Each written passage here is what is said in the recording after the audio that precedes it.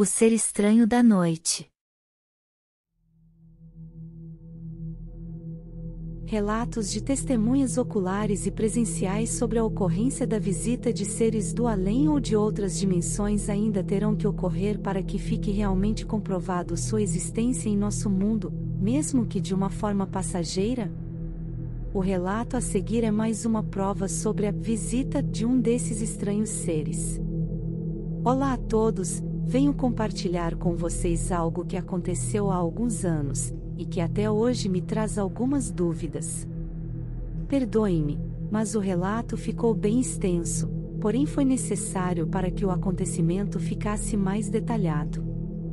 Durante minha adolescência, por conta de alguns fatos particulares e enormes diferenças de opiniões, resolvi me mudar para a casa de meu tio, irmão de meu pai, onde fui recebido por ele e sua família, esposa e duas filhas, que tenho como irmãs muito queridas, a mais velha infelizmente já falecida aos 18 anos, por conta da irresponsabilidade de um motorista, com todo o carinho possível, o qual eu já não era mais acostumado desde a perda de meu pai aos 8 anos.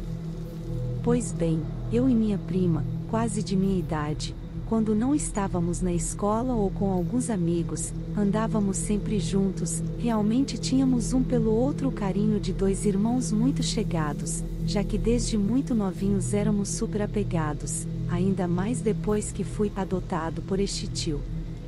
Como minha tia dedicava-se muito a nós e a seus afazeres domésticos, éramos 4 pessoas, isso gerava muitas roupas para lavar e reforçados almoços para preparar. Quase não lhe sobrava tempo para cuidar de si mesma durante o dia.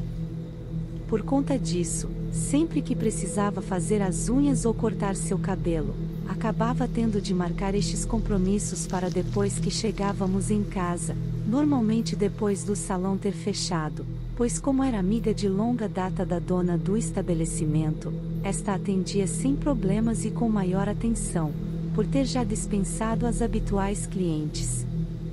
Muitas vezes, como é comum às donas de casa, o papo estendia-se até mais tarde, e nestas ocasiões, eu e minha prima fazíamos questão de buscá-la, pois isso nos permitia falar de nossas novidades, nossos namoros e planos futuros mais à vontade, além de que meu tio vivia atolado em provas para corrigir e planejamento de aulas para preparar, pois era professor em 2 escolas do estado e orientador em ainda mais um colégio particular, e quase nunca podia ir ao salão para buscar sua esposa. Na cidade onde morávamos, Taquara, a uns 70 quilômetros de Porto Alegre, capital do estado do Rio Grande do Sul, havia ainda muitas vilas que, por serem mais afastadas do centro, recebiam iluminação precária e tinham suas ruas em chão batido. No nosso caso, para chegarmos até o salão, ou cortávamos caminho por um enorme campo de gado, ou seguíamos pela mais antiga rua da cidade, a estrada velha, mal iluminada, toda de decrépito calçamento centenário e chão batido. Por ser a rua mais antiga da cidade, ainda mantém seus casarões da época colonial e campos de pasto, e está até hoje, um tanto abandonada. Também esta estrada mantém as mais escabrosas histórias de acidentes, assassinatos e crimes, na memória dos mais velhos habitantes, desde o início da história da cidade, que hoje conta com mais de 150 anos.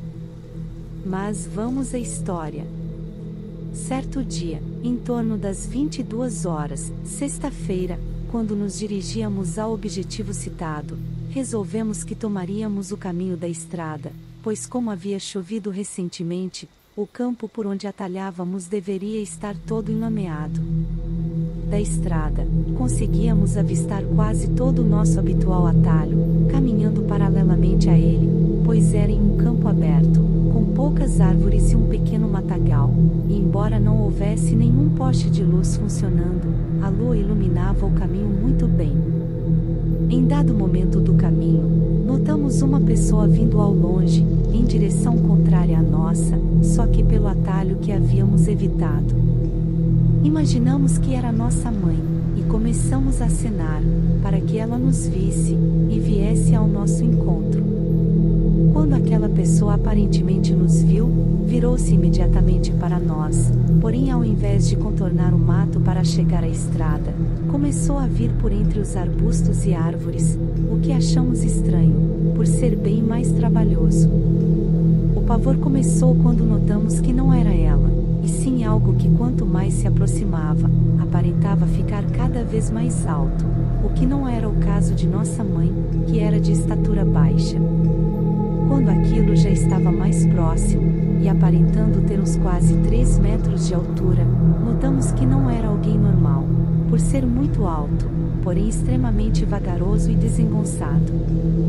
Ainda víamos somente seu perfil, recortado contra a luz da lua, mas posso garantir que era mais alto que as árvores ao redor. Minha prima, já apavorada, apertou meu braço quase a deixá-lo roxo, e tentava arrancar-me do lugar em que eu estava com toda a sua força, mas eu não conseguia parar de olhar para aquilo, que, agora já bem mais perto, aparentava ter aproximadamente 4 metros de altura, tranquilamente.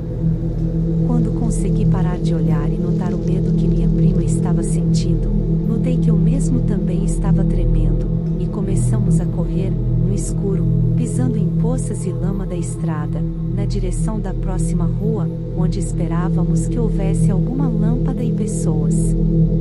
Enquanto corríamos, olhamos para o lado, em direção à cerca de arame farpado que separava o campo da rua onde estávamos, e vimos como que se a sombra daquilo estivesse vindo em nossa direção, como se fosse uma cobra, arrastando-se no chão.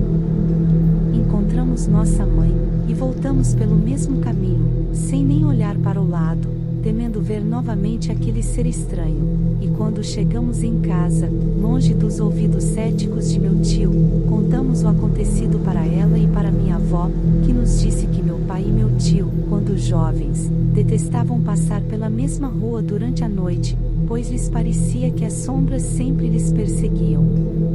Até pouco antes de falecer, minha amada prima confirmava de olhos arregalados esta história, e embora anos depois ríssemos e tentássemos encontrar uma explicação lógica para aquilo, foi muito estranho e, no momento em que aconteceu, apavorante.